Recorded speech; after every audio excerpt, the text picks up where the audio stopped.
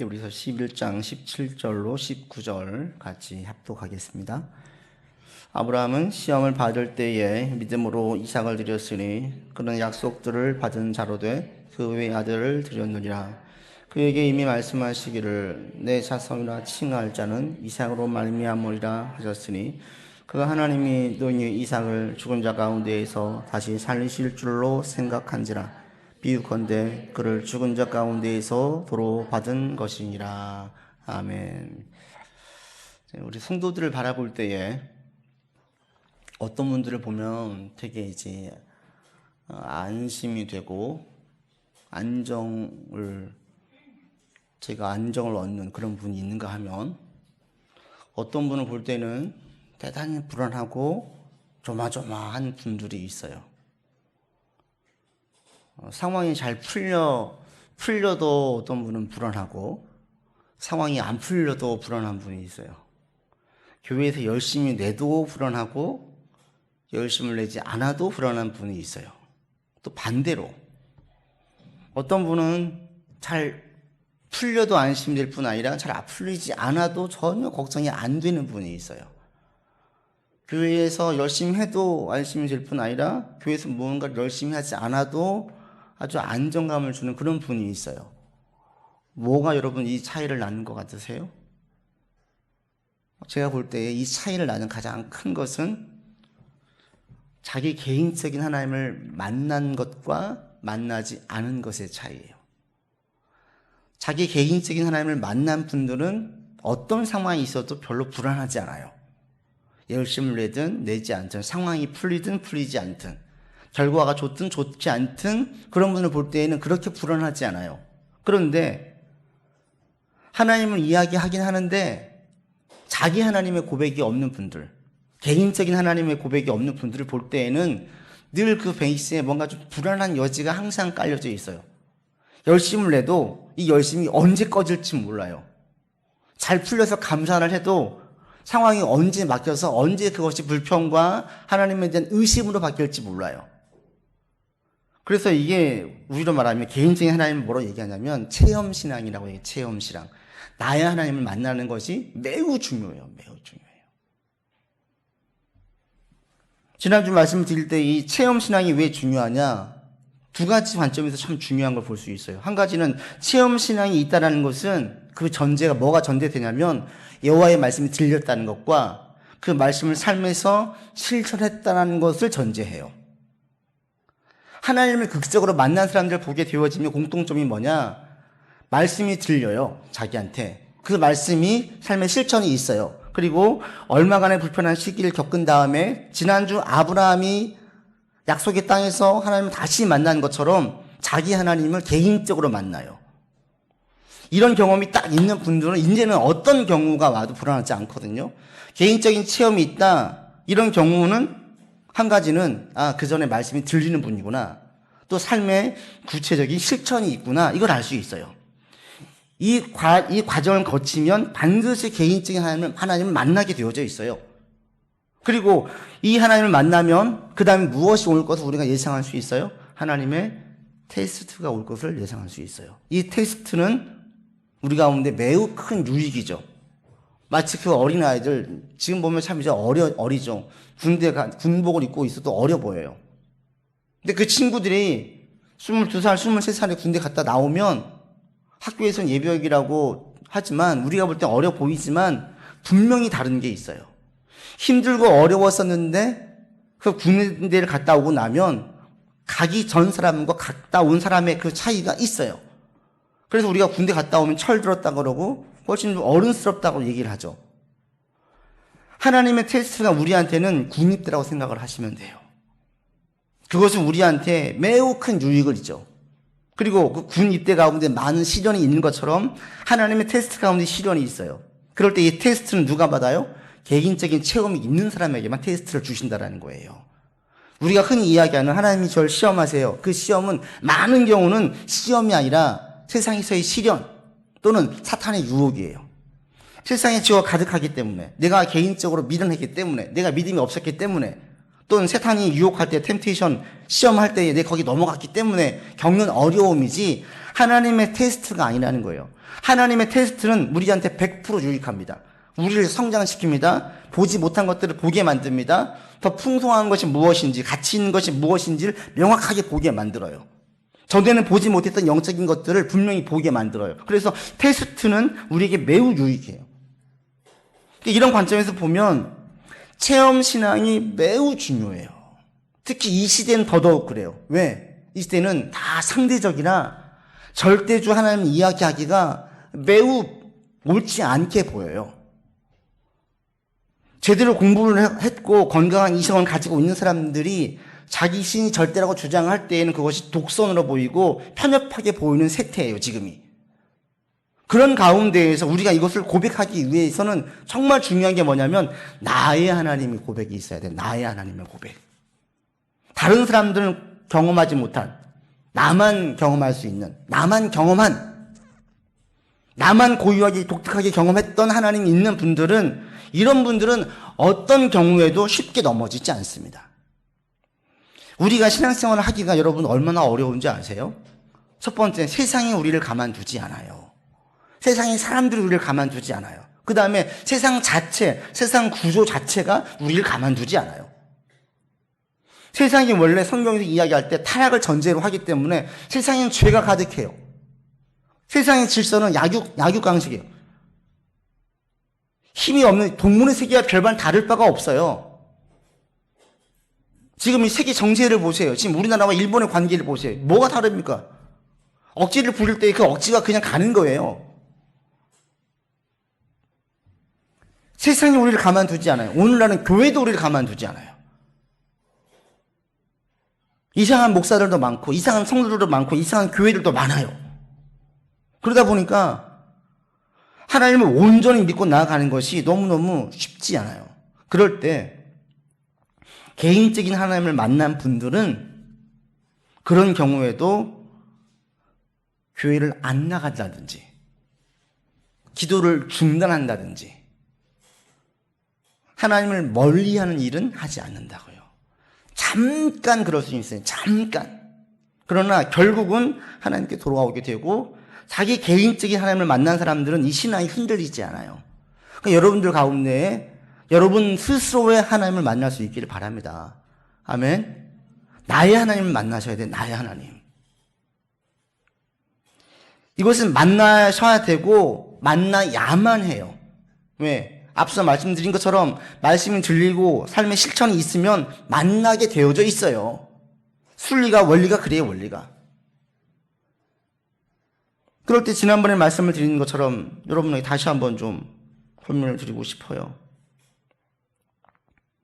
하나님 말씀 여러분 가운데 들리고 있습니까? 좀 바꿔서 지난주에 조용한 묵상의 시간과 사색의 시간을 좀 가져보셨습니까?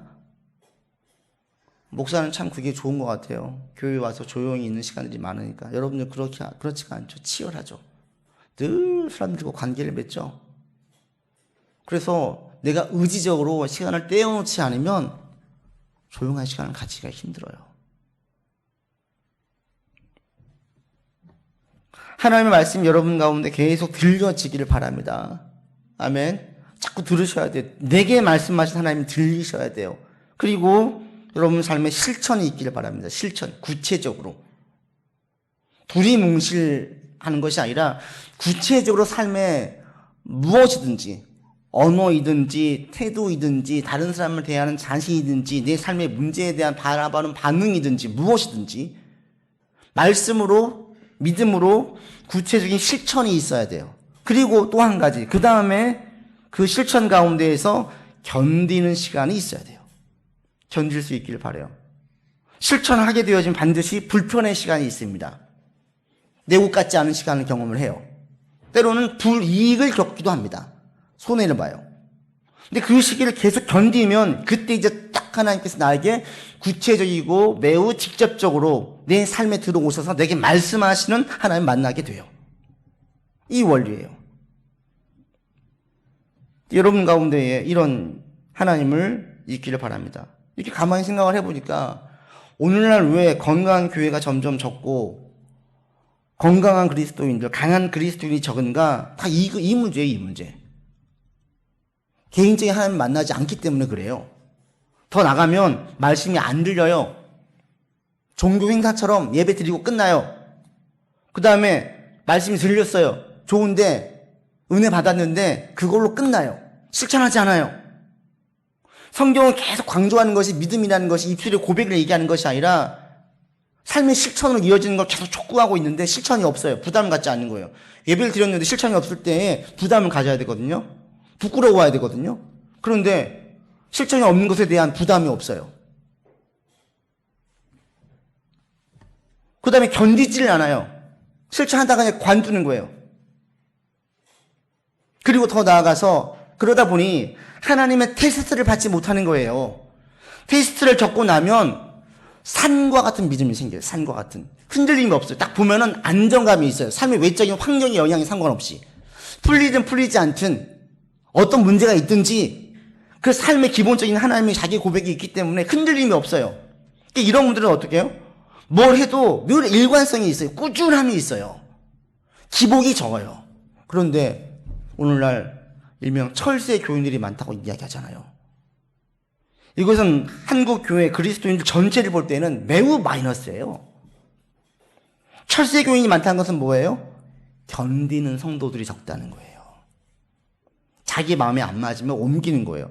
하나님 나를 여기로 보내셨다라는 그런 부름을 믿지 못하다 보니 누가 틀어졌어요. 뭐가 어려워졌어요. 그러면 교회를 옮겨요. 그리고 자꾸 대형 교회로 가요. 왜 가요? 가장 큰 것은 편하게 생활하려고 큰 교회로 가는 거예요. 그리고 그 많은 대중 속에 그냥 들어가서 묻혀있기를 원해요. 그러면 절대 하나님은 테스트 훈련이 없죠. 그러니 강한 용사가 될 수가 없죠. 그러니까 늘 세상에서 이리 치이고 저리 치이고 그리스도인으로서의 분명한 정체성도 드러내지 못해요. 흐린 거예요. 흐린 거. 색깔이 분명해야 되는데 흐려요. 결국 다 여기에 있더라고요. 여기에. 여러분 개인적인 나의 하나님을 만날 수 있기를 바랍니다. 나의 하나님. 여러분 가정이 믿음의 가정이어서 우리 어머니 아버지 하나님이 있다면 이제 나의 하나님 만나셔야죠. 고백을 해야죠. 구체적이고 직접적으로 어떤 흔적이 있어야 돼요. 흔적. 예수님께서 함께 하셨던 그 흔적이 우리 가운데 있어야 됩니다. 하나님께서 아브라함을 시험하시는 것을 볼 때 우리가 지난주에 이 부분에 대해서 깊게 묵상하지 여기까지 나눴었어요. 그럴 때 이제 하나님께서 아브라함에게 오늘 본문에서는 마지막으로 아브라함에게 시험하시는 모습이 오늘 본문에 짧게 담겨져 있습니다. 여러분 19절 우리 같이 읽어보죠. 그가 하나님이 능히 이삭을 죽은 자 가운데에서 다시 살리실 줄로 생각한지라 비유컨대 그를 죽은 자 가운데에서 도로 받은 것이라. 아브라함은 오늘 본문은 아브라함 전체를 다루고 있지는 않죠. 아브라함이 맨 마지막에 고백한 하나님에 대해서만 얘기하고 있어요. 맨 마지막에 하나님께서 여러분 아브라함을 시험하셨는데 맨 마지막으로 했던 시험이 뭐냐? 아들 이삭을 내어 놓으라는 시험이었죠. 아들을 죽여라. 거기에 대해서 아브라함은 주저하지 않고 이삭을 죽일 수 있었어요. 죽이려고 했어요. 그때 이 아브라함이 어떤 하나님을 보면서 이삭을 죽이려고 했습니까? 19절에 다시 살리실 것을 믿는 믿음 가운데에 이삭을 죽이려고 했다라는 거예요. 이게 하나님의 테스트였어요. 그리고 아브라함이 자기가 고백한 하나님의 속성이었어요. 전 맨 처음에 이 말씀을 볼 때에는 예전에 이 말씀을 볼 때에는 과연 아브라함이 믿었을까? 일말의 의심도 없었을까? 이 생각을 했었어요. 정말 아들을 죽일 때 하나님이 살리실 것을 아브라함 믿었을까? 의심이 있었어요. 그런데 계속 아브라함은 묵상을 하고 창세기를 공부를 하고 한참 시간이 지난 다음에 고백하는 게 확신의 고백이 뭐냐면 아브라함은 진짜 믿었구나. 죽이면 살릴 것을 믿었구나 라는 확신을 가지게 됐어요. 제가 이렇게 확신하는 데 크게 두 가지 이유가 있습니다. 한 가지는 아브라함이 하나님의 시험을 통해서 아브라함이 만난 하나님이 어떤 하나님이냐면 반드시 그 약속을 지키시는 하나님이었어요. 하신 말씀은 반드시 실현되어지는 것을 아브라함이 자기 삶에서 여러 번 겪었어요. 이를 통해서 하나님에 대한 신뢰가 있죠. 어떤 하나님? 신실하신 하나님. 하신 말씀은 변개하지 않는 하나님. 인간은 신실하지 않아요. 신실할 수도 없어요. 그런데 우리 하나님은 신실하세요. 이걸 아브라함이 삶에서 겪었어요. 하나님께서 아브라함에게 말씀하셨죠. 너와 네 아내를 통해서 그 아이가 큰 민족을 이룰 것이라. 그러니까 이삭을 통해서 이룬다고 했어요. 아브라함 여기에 대한 의심이 전혀 없었어요. 그리고 또 한 가지 더 중요한 이유가 있습니다. 그게 뭐냐면 하나님께서 전능하신 하나님임을 믿었기 때문에 그래요. 하나님의 전능성. 아이 이삭을 낳는 것은 불가능이었어요. 있을 수 없는 일이었어요. 이미 자기 아내는 아이를 임신할 수 없는 그런 몸이었어요. 그만큼 늙었어요. 그런데 아이를 임신했어요. 그리고 이삭을 보았어요. 이삭은 아브라함에게 뭔지 아십니까? 이삭은 아브라함에게 하나님의 전능하심을 계속 증명하는 존재예요. 이삭을 보면 볼수록 하나님 진짜 전능하시구나. 진짜 전능하시구나. 이거 계속 자각하게 만드는 존재가 이삭이었어요. 이삭은 인간의 의식과 인간의 이성과 인간의 어떤 경험으로는 도저히 불가능한 존재거든요. 이를 믿었기 때문에 아브라함은 이삭을 죽이려고 할 수 있었고 다시 살리실 것을 확신할 수 있었어요. 그러니까 정말 중요한 게 뭐냐면 이 전능성이에요. 근데 이 전능하신 하나님은 아브라함이 처음부터 믿었던 게 아닙니다. 이게 여러분 창세기 17장에 한번 가보십시오. 하나님께서 아브라함 여러 번 시험하실 때 맨 마지막 시험하시는 게 뭔지 아십니까? 하나님의 전능성을 믿는 시험이었어요. 그 이전에는 얘기하지 않았어요. 아브라함이 고백한 전능하신 하나님, 이것은 삶에서 아브라함이 경험한 것이 아니라 하나님께서 먼저 말씀해 주신 거예요. 창세기 17장 1절 보십시오. 같이 읽겠습니다. 아브라함이 99세 때에 여호와께서 아브라함에게 나타나서 그에게 이르시되 나는 전능한 하나님이라 너는 내 앞에서 행하여 완전하라. 하나님 스스로 자신을 전능한 존재로 알려주셨어요. 삶의 경험을 통해서 아브라함이 깨달은 것이 아니라 하나님께서 알려주신 거예요. 난 전능한 존재야. 근데 그 이전에는 전능한 존재임을 말씀하지 않으셨어요. 처음 말씀하신 거예요. 99세 때에. 아브라함에게 마지막 테스트예요. 마지막 테스트. 그때에 아브라함 이거 믿은 줄 아십니까? 믿지 않았어요. 여러분 17절에 가보십시오. 15절에 네 아내의 이름을 사레를 사라라고 해라. 내 그를 통해서 많은 자손을 주겠다라고 16절에 말씀하셨더니 17절에 아브라함 반응 보세요. 같이 읽겠습니다. 아브라함이 엎드려 웃으며 마음속으로 이르되 100세 된 사람이 어찌 자식을 낳을까? 사라는 90세니 어찌 출산하려? 아브라함이 어땠어요? 말씀을 들을 때 속으로 웃었어요. 이 웃음은 어떤 의미겠어요? 황당한 웃음이겠죠. 말도 안 돼. 피식. 이거예요. 거기서 끝나는 게 아니라 뭐라고 하는지 아십니까? 18절에 보십시오. 같이 읽겠습니다. 아브라함이 이에 하나님께 아뢰되 이스마엘이나 하나님 앞에 살기를 원하나이다. 참 우리나라 표현을 잘했어요. 이스마엘이나 하나님 됐어요. 제 아내 사라를 통해서 아이를 가진 건 됐고요. 그냥 종을 통해서 얻었던 이스마엘이나 죽지 않게 지켜주세요로 얘기를 하는 거예요. 99세 때의 아브라함은 하나님의 전능성을 믿지 않았어요. 그런데 진짜 덜컥 자기 아내가 아이를 낳았어요. 이를 통해서 아브라함은 하나님의 전능성을 믿게 된 겁니다.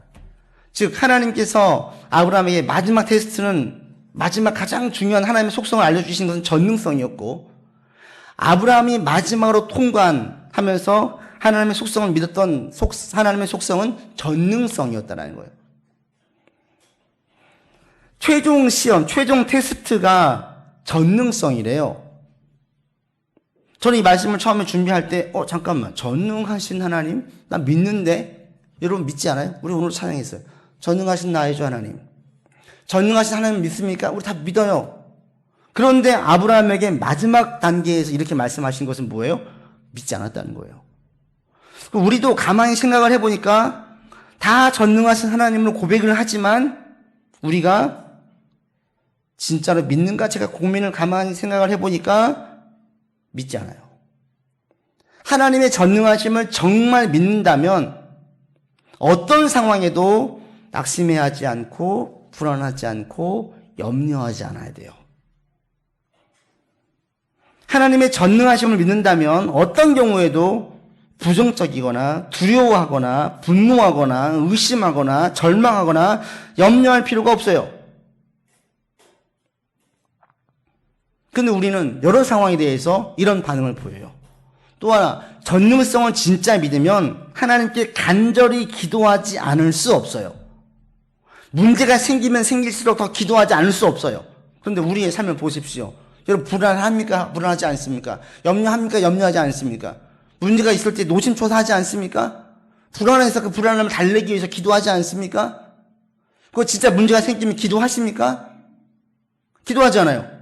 간절히 기도하십니까? 더 큰 문제가 생기면 더 기도하십니까? 정말 큰 문제가 생기면 금식하면서 작정하면서 기도하십니까? 그렇지 않아요. 이게 왜 그런 줄 아세요? 하나님의 전능성을 믿지 못하기 때문에 그래요. 가만 보니까 우리가 하나님을 믿는 것 같은데 믿지 않는다라는 거예요. 전능하신 하나님을. 제가 지난주 폴 트립의 고난이라는 책을 정말 탐독을 했습니다. 계속 묵상하면서 탐독을 했어요. 자기가 큰 육체의 고통을 겪으면서 이분이 자기의 신앙 고백과 새롭게 경험한 하나님을 쭉 펴낸 책이죠. 그러면서 이분의 그 고난의 수많은 사람들을 보면서 이 얘기를 해요. 많은 사람들이 고난을 겪으면, 큰 삶의 시련이 오면 분노하거나 두려워하거나 시기하거나 의심을 하거나 현실을 부정하거나 절망하게 된다는 거예요. 그냥 우리 보통 어려워 이게 아니라 진짜 그 어려움이 우리를 짓누르는 거예요. 짓누르는 상태. 너무 짓눌러가지고 너무 괴로운 상태. 여러분 너무 힘들어가지고 잠 못 잔 적이 있으세요? 그런 상태. 몇 날 며칠 밥이 안 들어간 적이 있으세요? 그런 상태.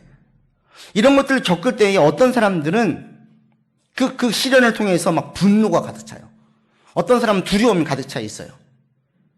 어떤 사람은 누군가에 대한 시기심이 매우 커져 있어요. 그러니까 어떻게 돼요?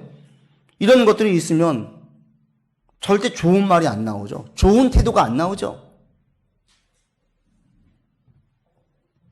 결국에 이런 분들은 이런 증상을 보이는 사람들은 하나님을 멀리하거나 하나님으로부터 말씀에 대해서 무감각해지거나 기도하지 않게 된대요. 여기에 대한 치유책으로 이분이 두 가지를 얘기해요. 이 분들이 왜 이 사람들이 고난 가운데 믿는 사람이라고 이야기하는 사람들이 분노와 두려움과 시기와 의심과 현실 부정과 절망이 덫에 왜 걸려드느냐? 사실은 그 본질로 들어가 보면 두 가지 때문에 그렇대요. 한 가지는 하나님의 성품, 선하신 하나님을 의심하기 때문에 그렇다는 거예요. 선하신. 그 좋으신 분이다. 자기 시련을 통해서 하나님 점점 좋은 분이야? 의심이 생겨요. 회의에 빠져요. 이것이 쌓이면서 하나님을 멀리하게 된대요. 또 한 가지는 하나님께서 그 전능하신 하나님이라는 그 능력을 의심하게 되면서 기도하지 않고 멀어진대요. 하나님이 전능하신 분이에요. 전능하신 분이라고 믿었었는데 삶에 어려움이 있어요. 기도했어요. 계속 어려움이 생겨요. 어려움이 계속 반복되어져요. 더 커져요. 그럼 뭐가 생겨요? 하나님이 전능하신가? 전능하시면 왜 내 이 문제에 관여하시지 않지? 이런 의심이 생기다라는 거예요. 그러면 그 의심이 쌓이면 어느 순간부터 기도에 힘이 없어요. 더 나아가면 기도했어 뭐해? 기도를 안 하게 된다는 거예요. 결국에는 시련이 그 사람들로 하여금 신앙을 떠나가게 만드는 것이 아니라 사실은 하나님이 선하신 분이시고 전능하신 하나님이라는 것에 대한 의심이 그들로 하여금 하나님을 떠나가게 만들었대요. 바꿔 말하면 하나님의 선하신 분, 전능하신 분을 확신하면 어떤 큰 시련이 와도 이겨낼 수 있대요. 하나님 떠나가지 않는데요. 기도를 중단하지 않는데요. 우리 가운데에 이 하나님을 진짜 믿는다면 우리 이겨낼 수 있어요. 그러나 우리가 이겨낼 수 있습니까? 자신할 수 있는 분이 있으세요? 우린 자신할 수 없어요. 우리 삶에 어떤 시련이 왔는지 아직 몰라요. 여러분 생각할 때 나는 진짜 큰 시련 겪었어. 죄송한 말씀이지만 진짜 그것이 여러분 삶에서 겪었던 가장 큰 시련일까요? 더 큰 시련이 오지 말란 법이 있을까요? 지난번에 TV에 한 예능 프로에 개그맨으로 데뷔했던 그 이동우라는 분이 나왔어요. 망막 색소 변성증이라는 병이 걸려서 2004년부터 점점 이 시력이 좁아지고 시야가 좁아지고 나중에 완전히 시력을 잃게 된대요. 근데 그때쯤에 또 아내가 뇌종양에 걸려가지고 수술을 했어요. 병원에서는 아내는 절대 무거운 거 들면 안 되고 일하면 안 됩니다. 그랬어요. 아내는 수술 후유증으로 한쪽 귀가 들리지 않아요. 병원에서는 일하지 말라고 했는데 일을 하지 않을 수가 없는 상황이 있다 보니까 아내는 일을 했어요. 지금도 일을 한대요. 자기가 그 병명을 듣고 이제 완전 시력 잃을 것이라는 얘기를 들은 다음부터 하루도 맨정신으로 아침에 일어날 수가 없었대요. 아침마다 술을 마셨대요. 아침마다 눈 뜰 때마다 그래 수없이 반복했던 말이 자고 나면 보이겠지. 이 말을 수없이 많이 반복했대요. 결국엔 못 보게 됐어요. 우리가 이런 질병이 걸리지 않길 원하지만 이런 큰 어려움을 겪으면 진짜 완전히 시력 잃어서 흑암의 세계에 살아가게 되어지면 여러분이 이분처럼 반응하지 말라는 법이 있어요? 자신할 수 있는 분이 있습니까? 아무도 없어요. 우리의 삶의 시련이 얼마인지 몰라요. 그러니까 중요한 것은 사실은 시련이 없기를 바라는 게 아니더라고요. 정말 중요한 건 뭐예요? 하나님의 전능성을 내가 계속 붙잡고 있는 거예요. 선하신 하나님은 계속 붙잡고 있는 거예요. 이걸 놓지 않으면 견딜 수 있어요. 어떤 상황이 와도. 이걸 의심하는 순간 빠져들어가요. 아주 의미심장한 말이 있어요. 무리를 걸으신 예수님을 보고 베드로가 자기도 걸어요. 그러다가 언제 베드로가 풍랑에 들어갑니까? 예수님의 말씀을 듣고 순종해서 걷던 베드로가 풍랑을 보고 무서워하자 빠져 들어가요. 하나님의 전능성을 의심하는 그 순간부터 신앙에 대한 열심이 식어요. 말씀을 듣고 싶지 않아요. 기도하고 싶지 않아요. 성경을 펴고 싶지 않아요. 하나님을 의지하고 싶지 않아요. 이런 마음이 점점 생긴다는 거예요. 그리고 내 신앙을 좀 먹다가 나중에는 완전히 나를 잠식해버려요. 가만 보니 하나님의 전능성이었다는 거죠. 전능성은 분명히 믿으면 그리고 절대 기도하지 않을 수가 없어요. 문제가 크면 더 기도하게 되어지고 진짜 큰 문제가 생기면 금식하면서 작정하면서 기도하게 되어져 있어요. 한번 예를 들어볼까요? 이 암 중에 가장 치료하기 어려운 암이 췌장암이라고 얘기해요. 내가 췌장암에 걸렸어요. 그런데 어느 소문에 들으니까 어떤 의사는 자기가 맡은 모든 췌장암 환자를 다 고쳤대요. 다 치료했대요. 다 완치시켰대요. 그럼 어떻게 했어요? 우리는 내가 췌장암에 걸려 있다면 수단과 방법을 가리지 않고 그분 찾아가요. 내게 매정하게 굴든 매몰차게 굴든 우리는 오직 한 가지 목적만 가지고 있어요. 저분이 오케이 해서 나를 수술해주면 나는 살 수 있다. 그 이전에는 췌장암 때문에 이거 어떻게 치료해야 되는지 어떤 문제가 있는지 고민하겠지만 저분이 100% 고칠 수 있는 분이라는 확신이 있으면 이 병을 내가 어떻게 다스려야 될지에 대한 고민하지 않아요. 오직 한 가지 고민은 뭐예요? 저 의사가 오케이 해야 되는데 나를 수술해 줘야 되는데 이것만 관심을 가지게 되는 거예요. 하나님이 전능하신 분이라는 것을 믿으면 우리의 삶에 어떤 문제가 있든지 하나님께 매달리지 않을 수가 없어요. 매달릴 수밖에 없어요. 췌장암 환자가 내 병을 낫기 위해서 저 의사에게 절대로 붙잡히고 간절하게 붙잡으려고 애를 쓰는 것처럼 하나님이 전능하신 분이라면 나의 문제를 하나님께서 해결하실 거야. 이 확신이 하나님으로 더 간절하게 붙잡게 만들어요. 바꿔 말하면 간절한 기도가 없다. 문제가 있는데 내가 지금 간절히 기도하지 않는다. 둘 중에 하나예요. 진짜 큰 문제가 아니든지 또 한 가지는 하나님의 전능성을 믿지 못하든지. 여러분도 이런 고백을 좀 하면 좋겠습니다. 하나님은 전능하신 분이십니다. 하나님 전능하신 분이십니다. 근데 여러분들이 쉽게 이 전능성을 믿지 못합니다. 왜? 아브라함은 99세 때에 믿었어요. 하나님의 전능성은 우리 입술로 고백으로 믿어지는 게 아니에요. 삶의 시련을 통하여서 믿어져요. 힘든 시기를 겪을 때 여러분의 반응을 보면 내가 하나님의 전능성을 얼마나 믿고 있는지가 그때 드러나요. 나는 잘 견딜 것 같죠? 막상 겪어보세요. 달라요. 그리고 그 시기를 통과하면서 계속 그 시기 가운데 하나님 전능성을 붙잡고 선하심을 의지하고 있어서 이겨내면 전능하신 하나님을 훨씬 더 내가 많이 깊게 신뢰하고 있음을 볼 수 있어요. 그래서 우리 가운데 이 아브라함을 통해서 보여지는 것이 마지막 통과하는 테스트가 하나님의 속성, 믿는 속성이 전능성이라는 거예요. 전능성. 하나님의 전능하심을 여러분이 더 깊이 삶의 더 많은 영역에서 믿을 수 있게 되기를 원합니다. 아멘.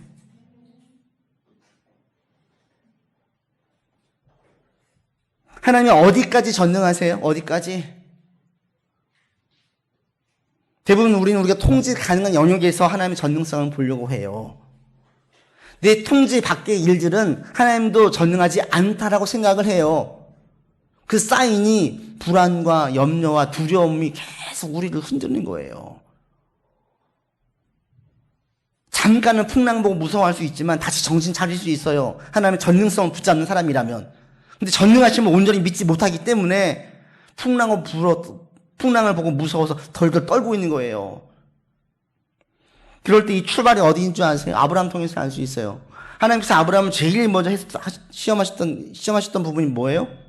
기근이었어요. 먹고 사는 문제였어요.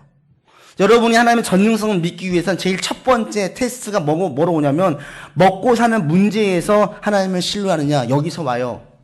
여기에서. 먹고 사는 문제에서 하나님도 잃어버리고 예배도 잃어버리고 신앙도 잃어버린 분들이 많아요. 교회 봉사도 했었어요. 신앙에서 예배 중심으로 살았어요. 그런데 더 큰 돈을 번대요. 봉사하지 않아요. 주일 예배 그냥 빠지는 걸 쉽게 알아요. 뭐예요? 전능하신 분이 아니에요. 먹고 사는 문제에 있어서 책임져 주시겠지. 먹고 사는 문제에서 잘 되게 해주시겠지. 전능하신 분을 먹고 사는 문제에서 믿는다면 가장 먼저 뭐가 중심이 되겠어요? 예배가 중심이 되는 거예요. 여러분이 24시간 사는 삶 중에서 가장 가치 있고 복된 시간이 어떤 시간이에요? 예배 시간이에요. 어떤 선한 일이 아닙니다. 우리에게 가장 복된 시간은 예배 시간이에요. 왜? 이 시간은 하나님을 찬양해요. 하나님께 기도해요. 하나님의 말씀을 들어요. 세상에서 이런 시간이 어디 있어요?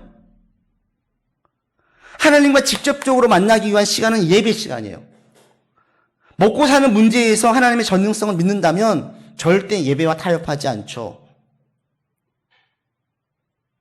이게 신앙의 첫 번째 출발이에요. 그 신앙이 이게 확실하게 있는 사람들, 하나님에 대한 체험 신앙이 있는 사람들은 제일 첫 번째 이 먹고 사는 문제에서 흔들림이 없어요. 돈을 좀 크게 벌든 적게 벌든 무조건 예배 중심이에요. 신앙 중심이에요. 하나님 중심으로 가요. 직장에서 조금 손해를 보든지 뭐가 좀 풀리지 않든지 간에 무조건 예배가 먼저 되는 거예요.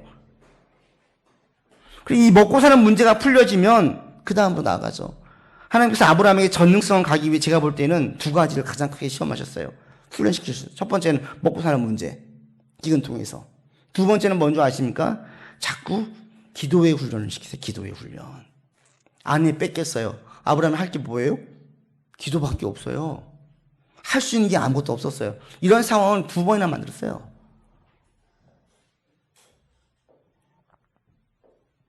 이런 시기를 겪고 난 다음에 하나님께서 나는 전능한 존재다.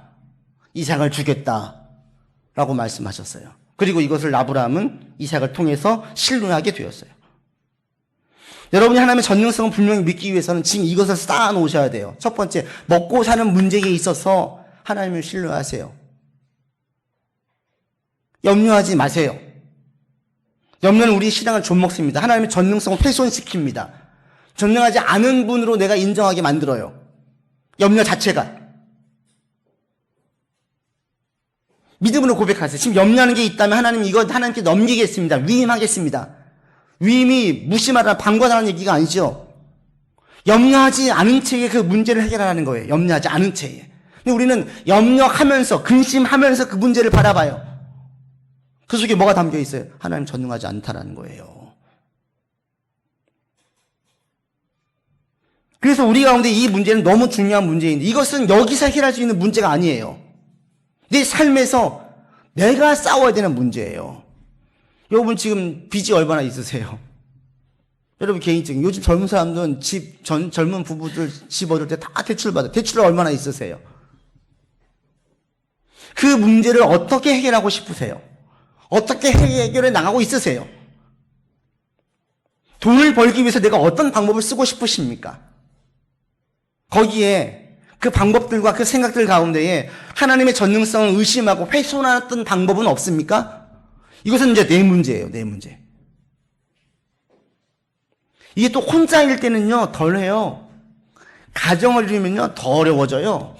책임져야 될 자녀가 있으면 더 큰 문제가 되어져요.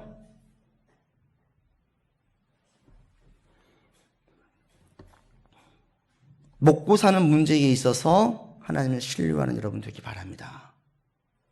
아무도 아멘을 못해요. 신뢰하셔야 돼요. 정말 신뢰하셔야 돼요. 이것은 아무리 제가 얘기해도 의미가 없어요. 예배 이후에 여러분 홀로 있을 때 내가 대출이 얼마인지, 우리 수입이 얼마인지, 우리의 소비가 얼마가 들어가는지, 이거 다 신앙적인 문제예요. 세상적인 문제로 보지 마세요. 그럴 때 내가 어떻게 해결해 나갈 것인지 신앙 안에서 정리하세요. 첫 번째 테스트예요.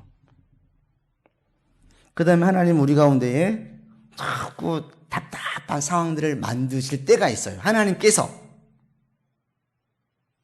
그때는 기도의 사인이에요.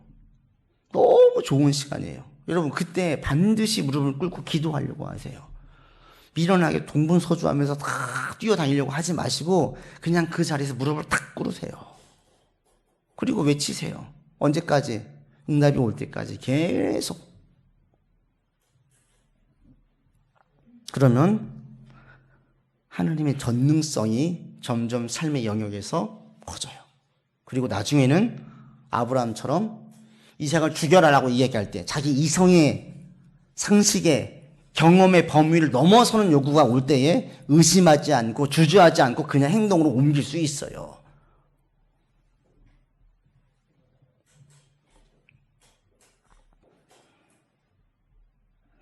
오늘 예배를 마치고 나갈 때 하나님 전능하심을 고백하십시오.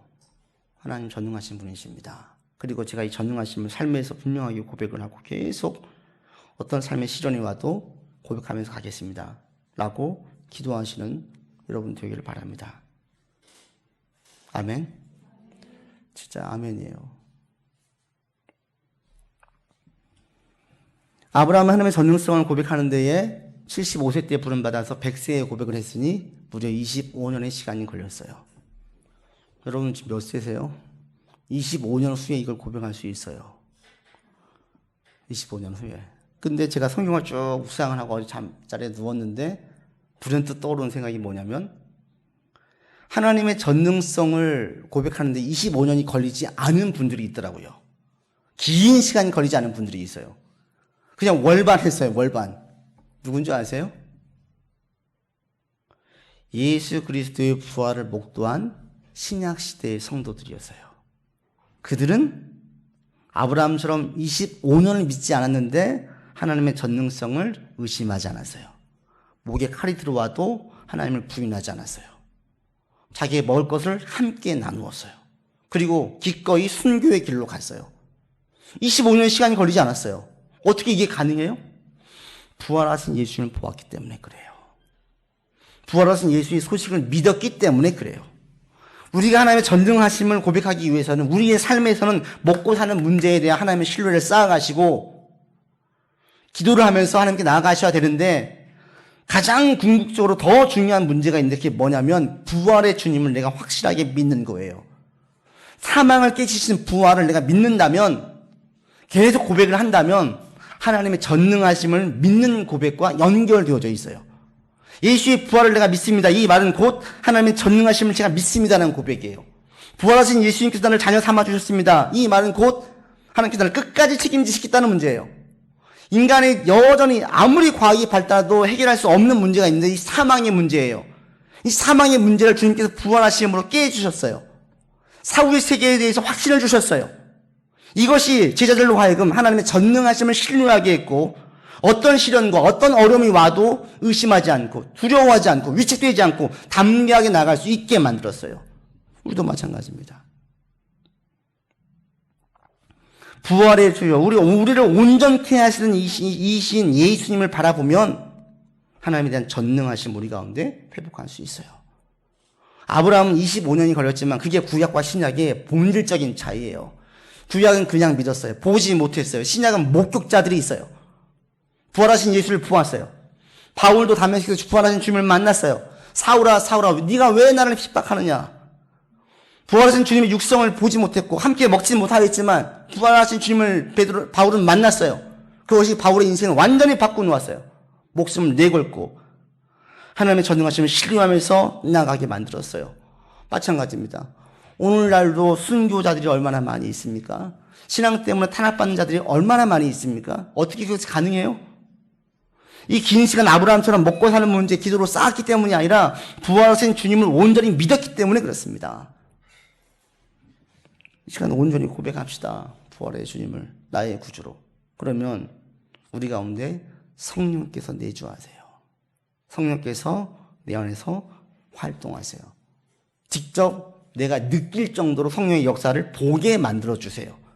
그러면 담대하게 나갈 수 있고 전능하신 주님을 온전히 신뢰할 수 있는 데까지 나갈 수 있습니다. 이렇게 여러분 신앙이 성장하기를 바랍니다. 아멘. 그래서 저도 마찬가지예요. 가끔 불안해요. 가끔 염려해요. 그럴 때 제가 혼자 찬양해요. 왜 염려하느냐. 저희 한 찬양이에요. 혼자 염려해요.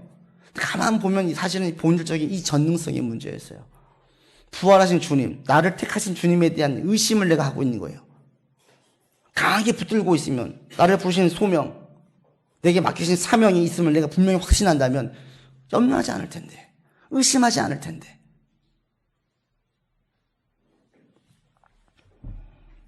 전능하신 주님을 이 시간 고백하시고 부활하신 주님께서 나를 불러주셨음을 분명히 고백함으로 우리가 이 땅에서 어떤 경우에도 두려워하지 않고 낙심하지 않고 하나님의 테스트를 잘 이겨내서 십자가의 강한 용사로 모두 서는 여러분 되기를 바랍니다.